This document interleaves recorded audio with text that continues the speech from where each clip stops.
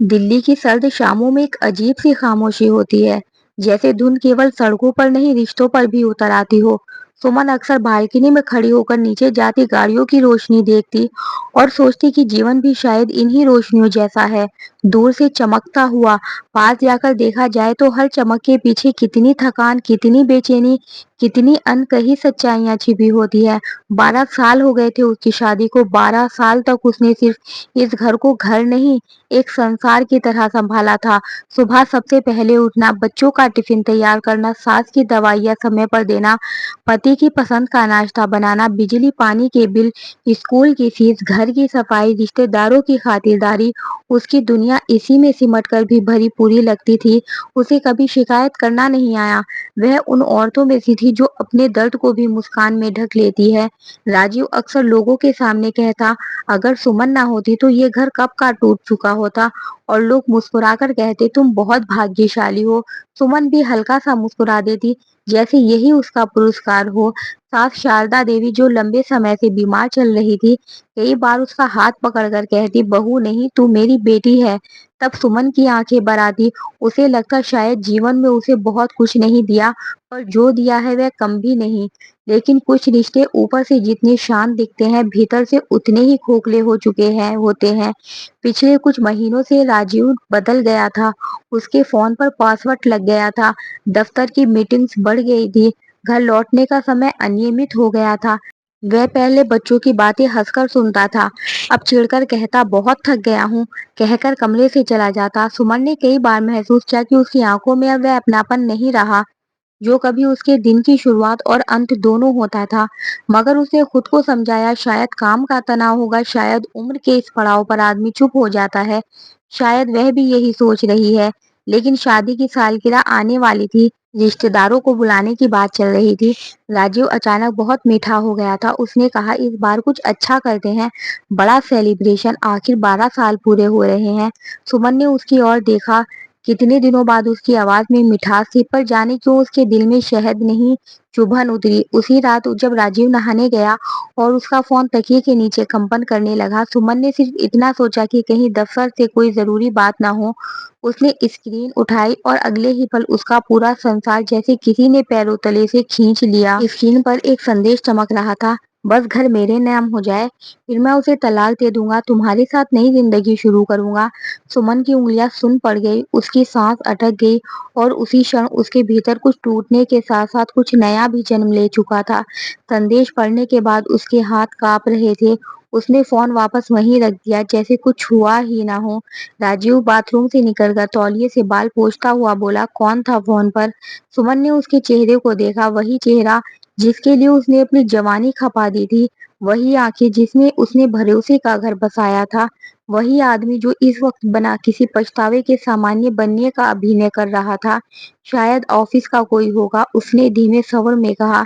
राजीव ने फोन उठाया, एक पल के लिए स्क्रीन देखी, फिर सहज बनने की कोशिश करते हुए हंसकर बोला, आजकल काम बहुत बढ़ गया है। सुमन सिर्फ हूँ कह सकी। उस रात वह बिस्तर पर उसके बगल में लेटी रही, मगर नींद उससे कोसों दूर थी। उसे लग रहा था जैसे कमरे की हर दीवार उसकी ओर झुककर कह रही हो, देख लिया, यही सच था। उसकी आंखों के आगे 12 साल की तस्वीरें घूमने लगी। शादी का पहला दिन, पहला किराए का घर, पहला बच्चा। वह रात जब राजीव को बहुत तेज बुखार था और उसने पूरी रात जाग कर माथा दबाया था। वह दिन जब शारदा देवी अस्पताल में थी और सुमन ने अपने गहने बेचकर इलाज करवाया था। और आज उसी आदमी ने उसे सिर्फ एक बाधा, एक दस्तखत, एक रास्ते की रुकावट समझ लिया था। उसके भीतर से एक आवाज आई, रो लो, चिल्ला लो, पूछ लो क्यों। दूसरी आवाज कहीं ज्यादा शांत थी, नहीं अभी नहीं, जिसने धोखा दिया है उसे तुम्हारे आंसू सस्ते नहीं मिलने चाहिए। सुबह उठते ही उसने वही किया जो वह हर दिन करती थी, चाय बनाई, बच्चों को उठाया, सास की दवा दी, रसोई समेटी। उसके चेहरे पर ऐसी शांति थी कि कोई देखता तो कहता सब सामान्य है, लेकिन उसके भीतर अब एक पत्नी नहीं, एक जागी हुई स्त्री बैठी थी। उसने तय कर लिया कि वह बिना सोचे समझे घर नहीं तोड़ेगी, पहले सच को पूरी तरह पकड़ेगी। फिर अपनी और अपने बच्चों की सुरक्षा सुनिश्चित करेगी और तब जवाब देगी, ऐसा जवाब जो केवल गुस्से का नहीं, आत्मसम्मान का होगा। अगले कुछ दिनों में उसने बड़ी सावधानी से राजीव को देखना शुरू किया। वे किससे बात करता है, कब मुस्कुराता है, कब फोन लेकर बालकनी में चला जाता है, कब मीटिंग का बहाना बनाकर देर तक बाहर रहता है। एक दिन उसने देखा कि राजीव शर्ट पहनते हुए आईने में खुद को देखकर मुस्कुरा रहा है, जैसे किसी और के लिए सज रहा हो।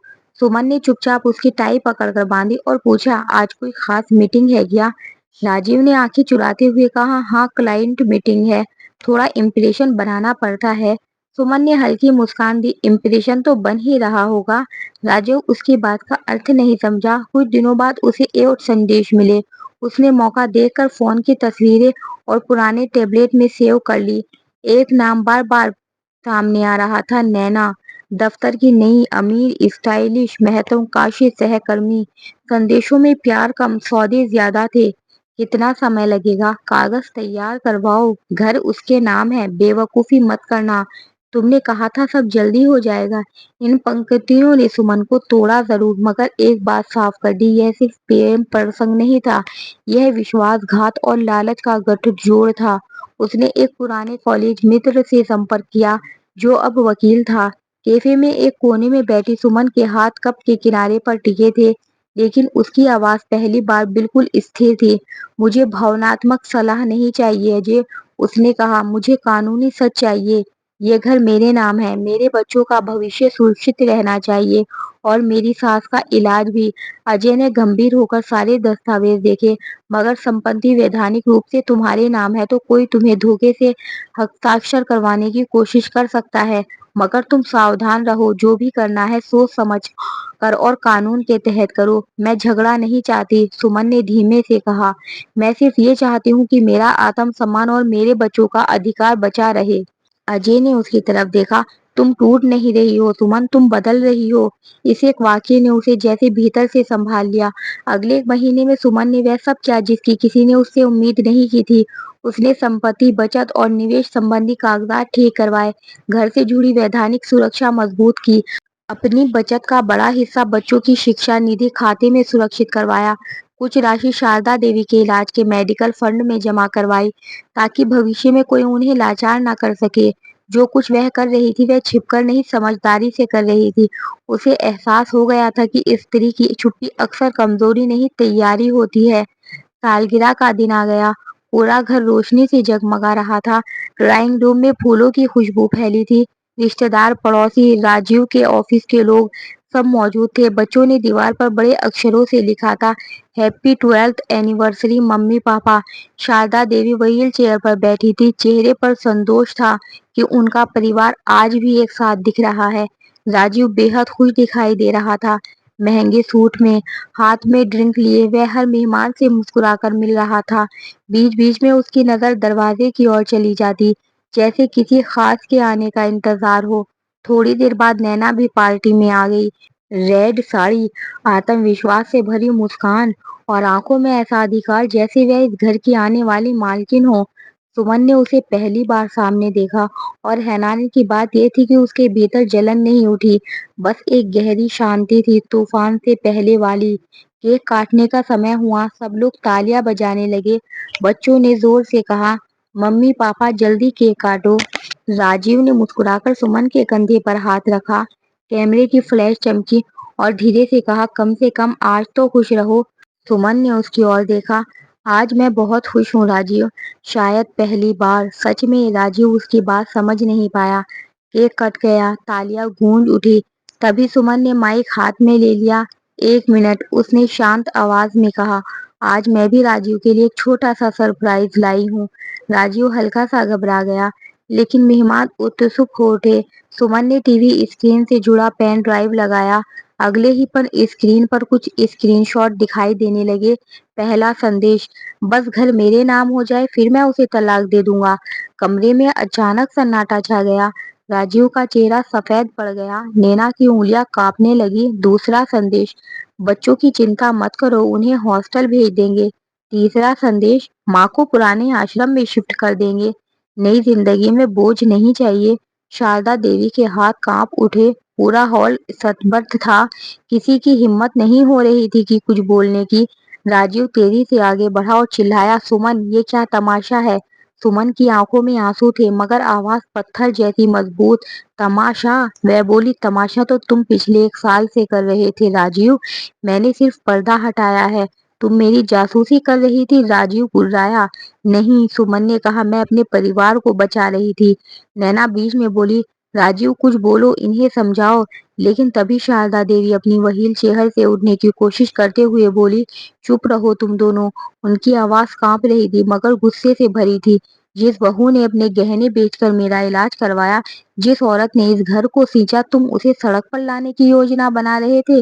राजीव कुछ बोल पाता उससे पहले चटाक पूरा हॉल उस थप्पड़ की आवाज से गूंज उठा। शारदा देवी का हाथ कांप रहा था, लेकिन उनकी आंखों में आग थी। आज तूने मुझे विधवा होने से भी बड़ा दुख दिया है, उन्होंने रोते हुए कहा। तू मेरा बेटा कहलाने लायक नहीं रहा। राजीव सतबद्ध खड़ा था। पहली बार उसके चेहरे से वह नकली आत्मविश्वास उतर चुका था। लोग फुसफुसाने लगे, कुछ रिश्तेदार नैना को घूर रहे थे, ऑफिस के लोग नजरें चुरा रहे थे। सुमन ने माइक फिर उठाया। आज मैं यहाँ किसी को नीचा दिखाने नहीं खड़ी हूँ, उसने कहा। मैं सिर्फ इतना बताना चाहती हूँ कि विश्वास तोड़ने वाला इंसान सिर्फ एक रिश्ता नहीं तोड़ता, वे पूरे परिवार की नींव हिला देता है। उसने बच्चों की ओर देखा जो डरे हुए एक कोने में खड़े थे। सुमन तुरंत उनके पास गई, उन्हें सीने से लगाया और बोली, डरो मत, आज से झूठ खत्म हुआ है। फिर उसने सबके सामने एक फाइल निकाली। और हाँ राजीव, उसकी आवाज अब बिल्कुल स्थिर थी, जिस घर को पाने के लिए तुम मुझे धोखा दे रहे थे, वह कानूनी रूप से पूरी तरह सुरक्षित है। बच्चों की पढ़ाई, माँ जी का इलाज और इस घर का अधिकार, सब सुरक्षित किया जा चुका है। अब तुम किसी को बेघर नहीं कर सकते। राजीव की आंखें फैल गई। तुम ऐसा नहीं कर सकती, वह चीखा। अजय जो पीछे खड़ा सब देख रहा था, आगे आया। वह कर चुकी है, उसने शांत स्वर में कहा, और कानून उनके साथ है। राजीव कुर्सी पर बैठ गया, जैसे उसके पैरों तले जमीन निकल गई हो। नैना धीरे धीरे पीछे हटने लगी। उसे एहसास हो चुका था कि जिस आदमी के लिए उसने सपने देखे थे, वह अब सबकी नजरों में गिर चुका है। सुमन ने आखिरी बार राजीव की ओर देखा। तुमने मुझे नहीं, पूरे परिवार को धोखा दिया। उसकी आंखों से आंसू बह निकले। लेकिन शुक्र है, सच समय रहते सामने आ गया। उस रात पार्टी बिना संगीत के खत्म हुई। रिश्तेदार चुपचाप लौट गए। बच्चे सुमन से लिपटकर सो गए। शारदा देवी देर तक उसका हाथ पकड़े रोती रही। और पहली बार 12 साल बाद सुमन बालकनी में खड़ी थी, मगर उसके भीतर धुंध नहीं थी। सुबह की हल्की रोशनी आसमान पर फैल रही थी। उसे समझ आ चुका था, कभी कभी रिश्ता बचाना जरूरी नहीं होता, खुद को बचाना जरूरी होता है। और जिस दिन एक औरत अपने आंसुओं से ऊपर उठकर आत्म सम्मान चुन लेती है, उस दिन उसकी हार नहीं, उसकी नई जिंदगी शुरू होती है। वीडियो को लाइक करें, चैनल को सब्सक्राइब करें और मिलते हैं एक नई कहानी के साथ।